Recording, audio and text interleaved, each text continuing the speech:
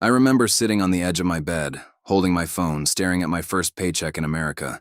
The number looked large. For about 90 seconds, I felt like everything I had sacrificed was finally worth it. And then I opened my bills. By the time I finished calculating, I had enough left to send my parents back in India approximately $110. 110. After months of waiting, after everything they had given up so I could make this journey, after my mother stopped sleeping to save money for my visa, that was the number I had for them.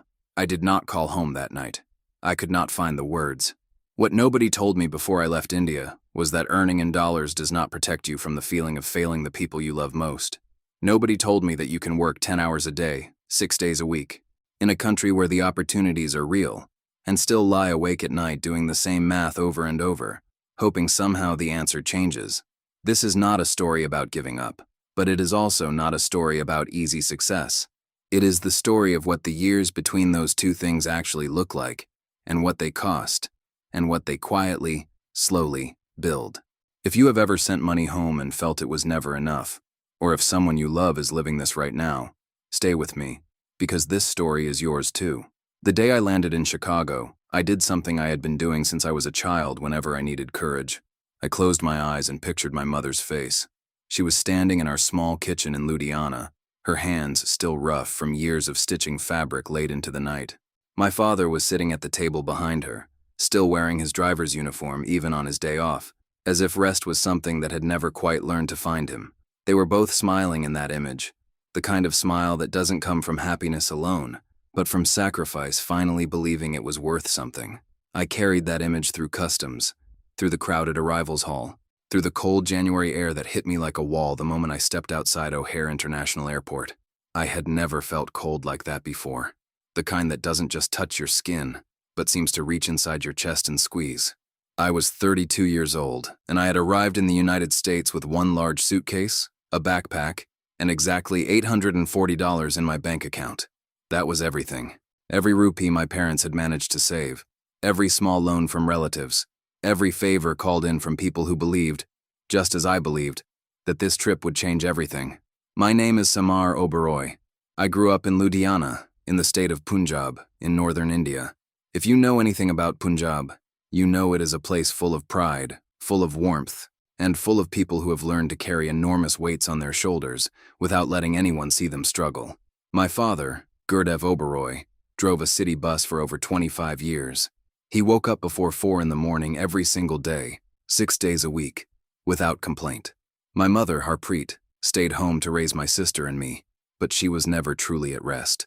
She took in tailoring work from neighbors, stitching salwar kameez and blouses and school uniforms at a small machine she kept beside the window in our living room, because the light was better there. Between the two of them, they built a life.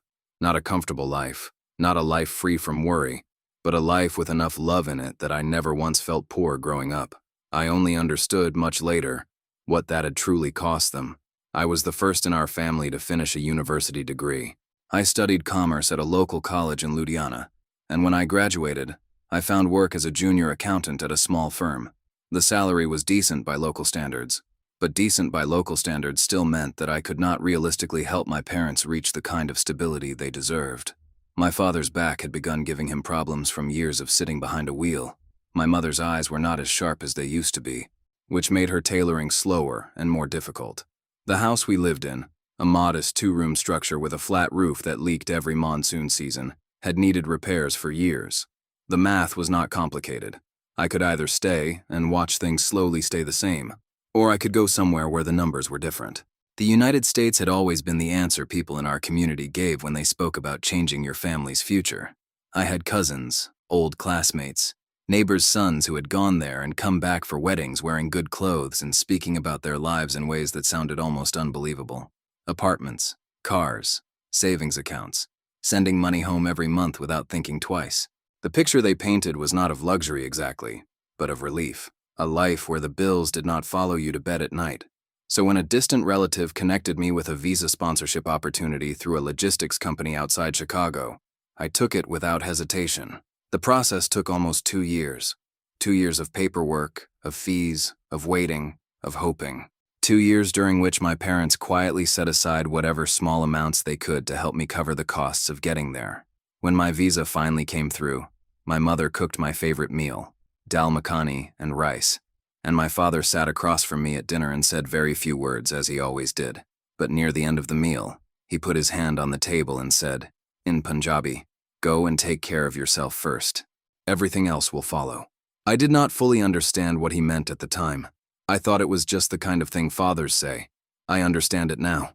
My first weeks in Chicago were a mixture of wonder and quiet panic. A colleague from the warehouse, a man from Gujarat named Prakash, who had been in the United States for 4 years, helped me find a room in a 2-bedroom apartment in a suburb southwest of the city. I shared the apartment with him and another man from Kerala named Rajan. Together, we split the rent 3 ways, which made it manageable but still significant by any measure I had previously used to think about money. The warehouse job began almost immediately. 10 hours a day, sometimes 12 when there was overtime, moving and scanning and loading and unloading. The work was physical in a way my accounting job had never been, and my body protested loudly for the first 3 weeks. My feet ached. My lower back stiffened every morning. I came home and fell asleep before 8 o'clock on more nights than I can count. But I told myself it was temporary. I told myself that as soon as I received my first paycheck, things would begin to make sense. I would look at the number on that check, convert it in my head to rupees, and everything I had left behind. The cold goodbye at the airport, my mother pressing her hand to my face and not speaking, my father standing very straight and very still as I passed through security, would begin to feel like it had a purpose. My first paycheck arrived on a Friday in February. I sat on the edge of my bed and opened the payment notification on my phone.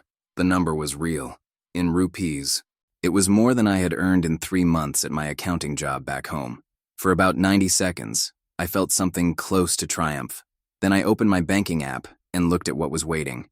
The rent contribution I owed for the month, the electricity bill, the phone plan I had set up to be able to call home, the groceries I had already purchased, the bus pass, the small loan repayment I had promised to a relative who helped fund my visa process. I sat there on that bed for a long time. When the calculations were finished, I had enough left to send my parents approximately $110. $110. I converted that number into rupees in my head. It was not nothing, but it was nowhere near what I had promised myself I would send. It was nowhere near what they needed. And somewhere across the world, in a house with a leaking roof and a mother whose eyes were tired, and a father whose back hurt every morning, 2 people were waiting to hear that things were finally getting better. I put my phone face down on the mattress. I did not call home that night. I learned very quickly that silence has a texture when you are living far from home. It is not the peaceful kind of silence that comes after a long day when you finally sit down and let your body rest. It is a heavier kind, the kind that fills the space between what you promised and what you are actually able to deliver. It sits in the corners of a small apartment in a suburb of Chicago, between a second-hand mattress and a window that looks out onto a parking lot, and it does not leave just because you close your eyes. I had been in the United States for 6 weeks when I finally built up the courage to call my parents after that first paycheck.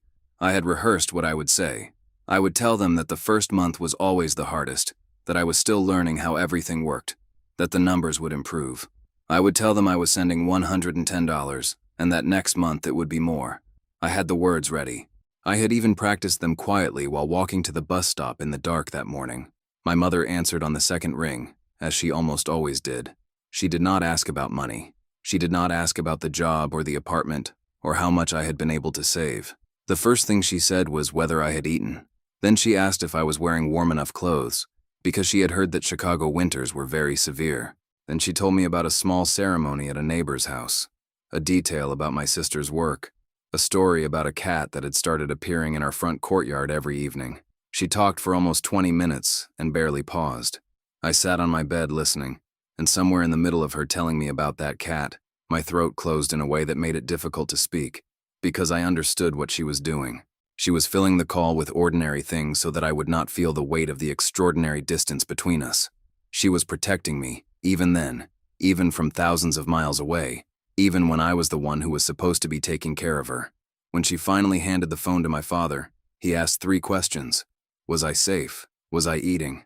Was the job treating me well? I said yes to all 3. Then I told him I was sending $110. There was a brief pause. A small one, the kind that most people would not even notice. "That is good," he said. "Don't strain yourself." We said goodbye shortly after. When the call ended, I held my phone in both hands and stared at the wall across from me for a long time. That pause, that small, brief pause before he said it was good. I had heard a whole conversation inside it. I had heard the roof that still leaked. I had heard the electricity bill they had been managing carefully.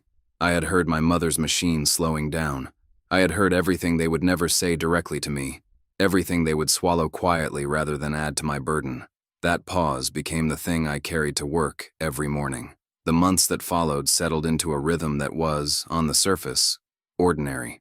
Wake before 5. Take the bus to the warehouse. Work until the afternoon or evening depending on the shift. Come home. Cook something simple. Sleep. Repeat. Prakash, my roommate from Gujarat, had a cheerful way of moving through the same routine that I admired and could not entirely understand. He had been in the United States for 4 years and had developed what I can only describe as a practiced peace with the life. He did not romanticize it. He simply lived it, steadily, without too much drama in either direction. One evening in March, about 3 months after my arrival, Prakash sat down at our small kitchen table while I was doing the calculations I did at the end of every month. It had become a ritual I dreaded. I would write out every expense in a small notebook: rent, utilities, phone, food, transportation, any unexpected cost that had appeared that month, and then subtract the total from my net pay and look at what remained. Prakash watched me for a moment without saying anything. Then he asked how much I had been able to set aside. I told him. He nodded slowly, the way people nod when a number confirms something they already suspected. Then he told me something that I have thought about many times since. He said that when he first arrived, he had spent nearly a year feeling like a failure because he could not send home the amounts he had told his family to expect. He had built up a picture, before leaving India, of what his American salary would mean. He had done the conversion in rupees and thought about it in those terms. And then reality arrived with all of its details, with rent and insurance and grocery prices and the cost of a single doctor's visit without proper coverage, and the picture collapsed. He said the hardest part was not the money itself. The hardest part was the gap between the story he had told and the story he was actually living.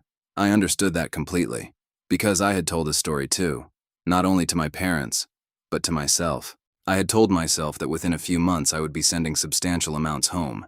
I had told myself that the sacrifice of leaving would be justified quickly, measured in dollars transferred and debts cleared and a roof finally repaired. I had built a timeline in my mind that had no real relationship with the actual mathematics of life in the United States. And now, every month I was measuring myself against that story and finding myself insufficient. Spring arrived in Chicago in a way that felt almost theatrical after the gray months of winter. The days stretched longer. People who had been invisible inside coats and scarves began to appear on sidewalks and in parks. The city looked different. On my days off, I sometimes walked for long stretches without any particular destination, simply because the cold had kept me indoors for so long that movement felt like relief. It was during one of these walks in April that I met Dilnoza. She was standing outside a South Asian grocery store on Devon Avenue, holding 2 heavy bags and waiting for someone to answer her phone. She looked frustrated and slightly lost, and when she glanced up and saw me, she asked in Hindi if I knew which direction the bus stop was. Her Hindi was accented in a way I could not immediately place. She was Uzbek, I would learn later, but had grown up speaking several languages, and Hindi was one she had acquired during years of working with South Asian communities. I walked her to the bus stop. We talked for the 15 minutes before her bus came. She had been in Chicago for 3 years, working in healthcare administration. She was practical and direct in a way that I found immediately easy to be around. Before her bus arrived, she said something almost in passing, the kind of thing people say without knowing it will stay with another person for a long time. She said, "The ones who survive here are not the ones who make the most money. They are the ones who stop comparing the life they are living to the life they imagined." Then her bus came, and she got on it, and was gone. I stood at that bus stop for a few minutes after she left, not quite ready to walk away from what she had said. I thought about the notebook on my kitchen table. I thought about the monthly calculations I performed like some kind of punishment, measuring the distance between what I had promised and what I had. I thought about my father's pause on the phone. I thought about my mother talking about a cat for 20 minutes so that I would feel less alone. That evening I did something I had not done since arriving in the United States. I called home not because I had to report a number, not because I had rehearsed something to say, but simply because I wanted to hear their voices without an agenda attached to them. My mother answered, as always, on the second ring. I told her I had been walking around the city and that it was finally warm, and that there were flowers starting to appear on some of the trees. She said that sounded lovely. My father got on the line and asked, as always, if I was safe and eating well. I said yes. And this time, when I said it, I was not managing his expectations or measuring my words. I simply meant it. I did not mention the notebook. I did not mention the numbers. We talked for almost an hour, about small things, about nothing in particular. When I went to sleep that night, the silence in the apartment felt slightly different, still present, still real, but perhaps a fraction lighter than it had been before. I told myself that was enough for one evening. I was learning, slowly and imperfectly, that surviving this life required more than working hard and doing calculations. It required a kind of endurance that had nothing to do with money and everything to do with how long you could hold yourself together before you let yourself break, even just a little, in private, where no one could see. I was learning that the cost of leaving home is paid not once, but every single month, in currencies that never appear in any bank statement, and I was only 3 months in. There is a particular kind of loneliness that does not announce itself. It does not arrive on the hard days, the days when everything goes wrong and you have a reason to feel low. It arrives on the ordinary days, the Tuesday afternoons when the shift ends, and you walk out of the warehouse into fading light and realize you have nowhere specific to be and no one waiting for you. And the evening ahead is simply a sequence of small tasks, cooking, cleaning, sleeping, that you will complete alone before doing it all again tomorrow. I had been in Chicago for 5 months when that loneliness began to feel less like a temporary condition and more like a permanent feature of my life. Prakash was good company in the apartment, and Rajan, our third roommate, was quiet but kind. We ate together sometimes, watched cricket matches on a small laptop screen, exchanged news from home. But there is a difference between being around people and being known by them. We were 3 men from different parts of India, living in the same space because it made financial sense, and while I was grateful for their presence, I was aware every day that the people who truly knew me were on the other side of the world. My sister Navneet called me one Sunday in May. She was 2 years younger than me, and had recently started working at a school in Ludhiana as an administrative assistant. She had always been the more practical of the two of us, less likely to build castles in the air, quicker to see things as they were, rather than as she wished them to be. She did not waste time getting to the point. She told me that our father's back had been getting worse. He had seen a local doctor who recommended physical therapy, but the sessions were not free, and going 3 times a week was adding up. She told me our mother had reduced her tailoring work because sitting at the machine for long hours was causing pain in her neck.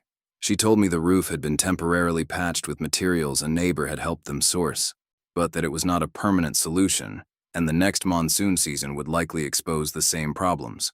She said none of this to make me feel guilty. She said it the way she said most things, directly, without decoration, because she believed I deserved to know the truth even when the truth was uncomfortable. I listened to all of it without interrupting. When she finished, she asked how I was really doing, not the version I gave my parents, where everything was fine and I was settling in and the job was going well. The real version. I told her. I told her about the notebook, about the monthly calculations, about the months when I sent $100 and the months when I sent slightly more, and the months when I transferred money, and then spent the following 2 weeks eating as little as possible to compensate.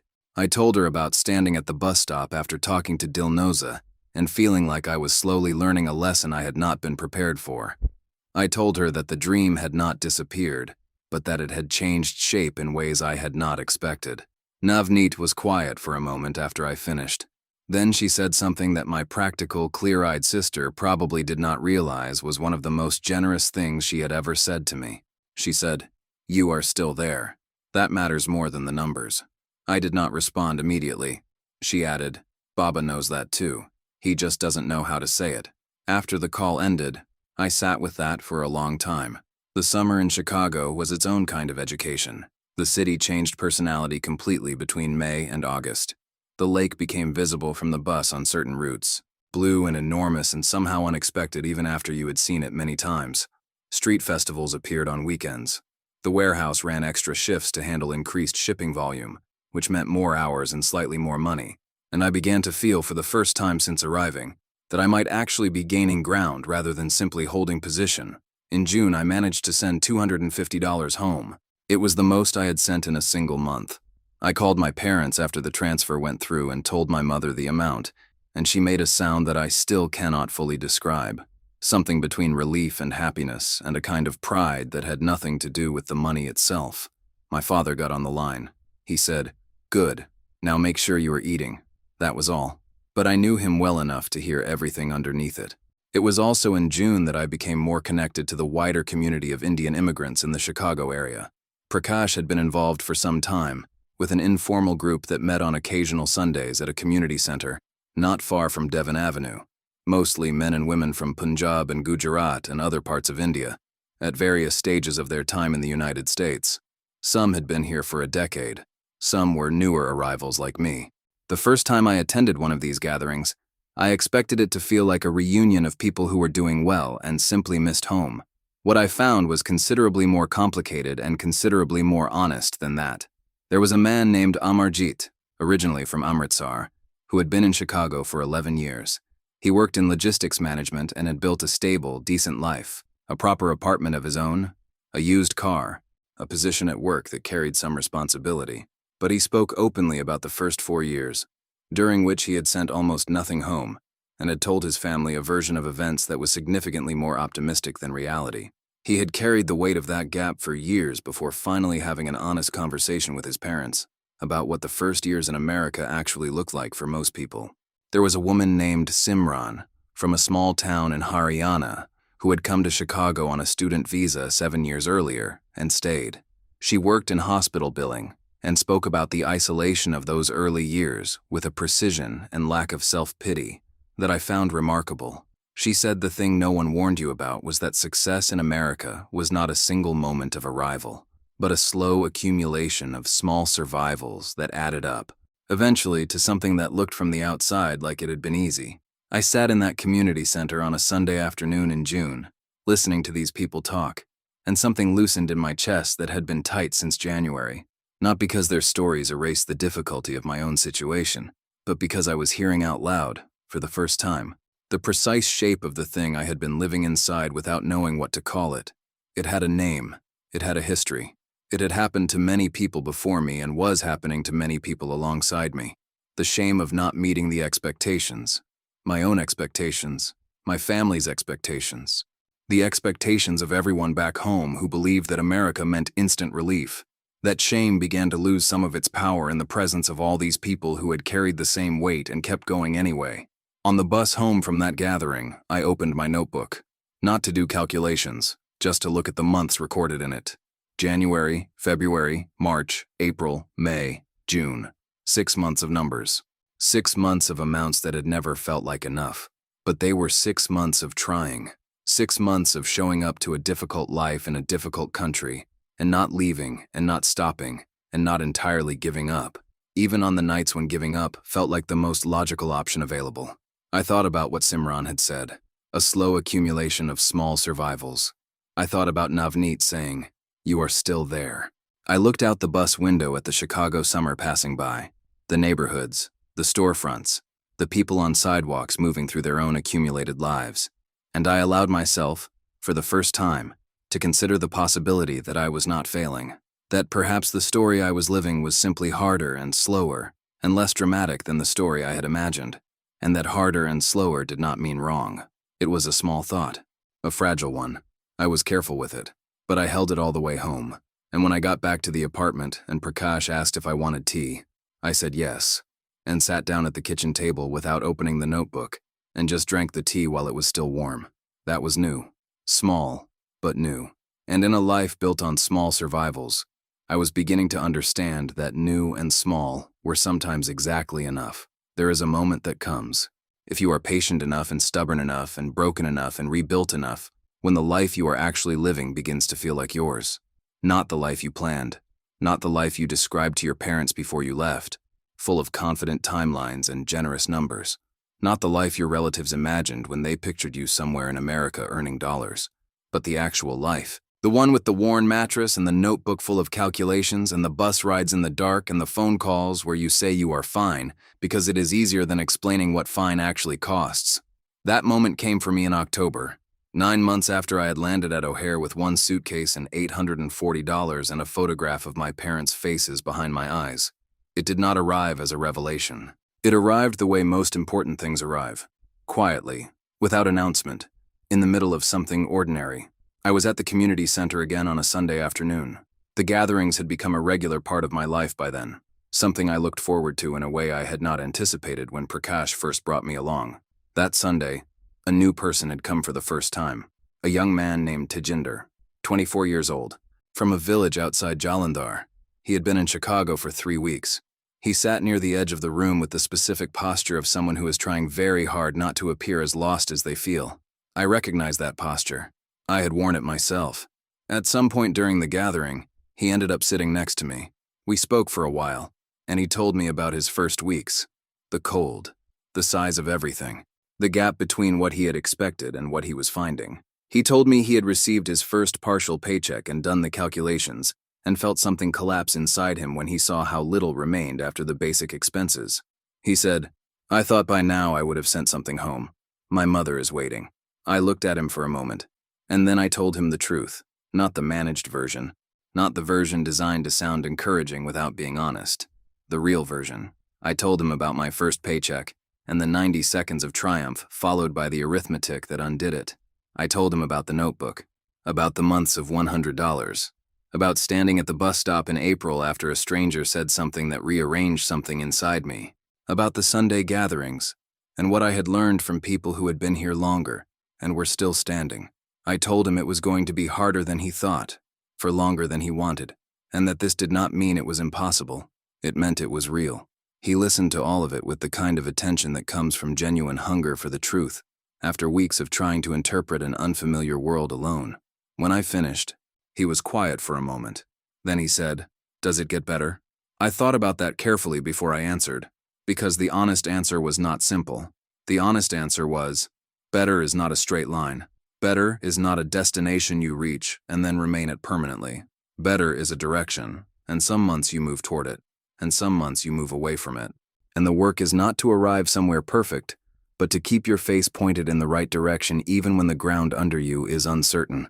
I told him, yes, differently than you expect, but yes. November arrived with a cold that reminded me of my first weeks in the city, and with it came a shift at work that changed my situation in a way I had not anticipated.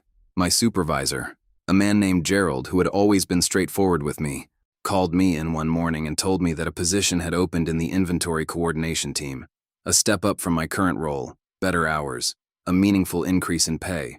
He said he was recommending me because I had been consistent and reliable and had shown an ability to organize and track information accurately, which he attributed to my accounting background. I sat across from him and received this information in the careful way you receive something you have been hoping for, but stopped actively expecting. I called my parents that evening.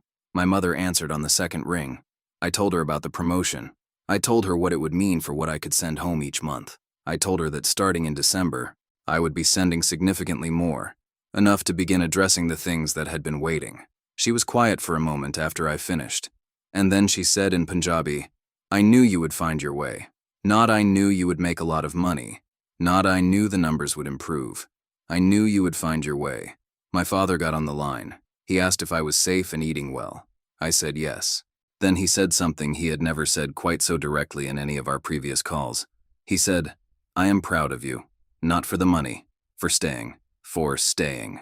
I had to press the phone against my ear very firmly for a moment, because I did not want him to hear anything in my voice that I was not ready to share. We talked for a long time that evening, about small things and large things, about plans and memories, about my sister's work and a new family in the neighborhood, and the cat that had apparently decided to stay in the front courtyard permanently.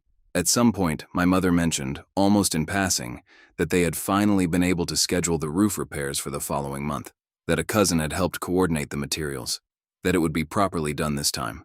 I thought about that roof. I had thought about it many times in the previous 9 months as a kind of symbol for everything I had not yet been able to fix. And now it was being fixed. Not entirely because of me, not on the timeline I had imagined, not in the dramatic singular way I had once pictured, arriving like a hero with a solution in hand. It was being fixed the way most things actually get fixed. Slowly, through a combination of effort from multiple directions. through patience and improvisation and people helping each other in small ways that add up. December arrived and I sent home the largest amount I had ever sent. When the transfer confirmation appeared on my phone, I did not sit with it in silence the way I had sat with that first paycheck in February. I took a photograph of the confirmation screen and sent it to Navneet with no message attached. She sent back a single word, "Finally." I laughed. Actually laughed, alone in my room on a Tuesday evening, at my practical sister and her perfect economy of words. On the last day of December, I sat at the kitchen table with my notebook open. It had been 1 year, 12 months of entries, 12 rows of amounts that ranged from the painfully small to the recently larger. When I added them all together, the total was not what I had once imagined sending in a single quarter, but it was real. Every rupee of it had been earned in honest hours and sent with whatever I had left after a month of surviving a life that had been harder and more expensive and more isolating and more educating than anything I had been prepared for. Prakash came into the kitchen and looked at the notebook, and then at me. He asked what I was doing. I told him I was looking at the year. He sat down, poured himself a glass of water, and said, "And I thought about Tejinder sitting at the edge of that room in October, wearing the posture of someone trying not to look lost. I thought about Amarjeet and his 11 years and his honest conversation with his parents. I thought about Simran and her small survivals. I thought about Dilnoza at a bus stop in April. I thought about my father saying for staying. I thought about a roof being repaired in Ludhiana." I closed the notebook. "It was a hard year," I said. Prakash nodded. "Yes," he said. "They usually are." We sat there for a while in the kitchen of that small apartment in a suburb of Chicago. 2 men from India at a table on the last night of a difficult year, and we did not say very much else. There was not very much else that needed to be said. Outside, somewhere in the city, people were beginning to celebrate the new year arriving. I could hear it distantly through the window. Sounds of beginning, sounds of people choosing, for one night at least, to believe that what came next would be better than what came before. I did not know yet what the next year would bring. More calculations, certainly. More months of measuring what remained after everything that had to be paid. More phone calls where my mother asked if I was eating, and my father asked if I was safe. More Sunday gatherings. More people like Tejinder arriving at the edge of a room, wearing the posture I once wore, needing someone to tell them the truth without breaking them with it. But I also did not know, on that first night in January 11 months earlier, that I would still be here, that I would have learned what I had learned, that my father would say the words he said in November, that a roof in Ludhiana would be repaired, that a year of small survivals could accumulate into something that felt, quietly and without ceremony, like a beginning. I had come to America believing that the hardest part would be finding a job. I had been wrong about that. The hardest part was learning to carry the weight of the distance between who you were supposed to be and who you actually were, every single month, without putting it down, without giving up, without letting the gap define you permanently. I was still learning that. I suspected I would be for a long time, but I was still here, and for tonight, that was enough.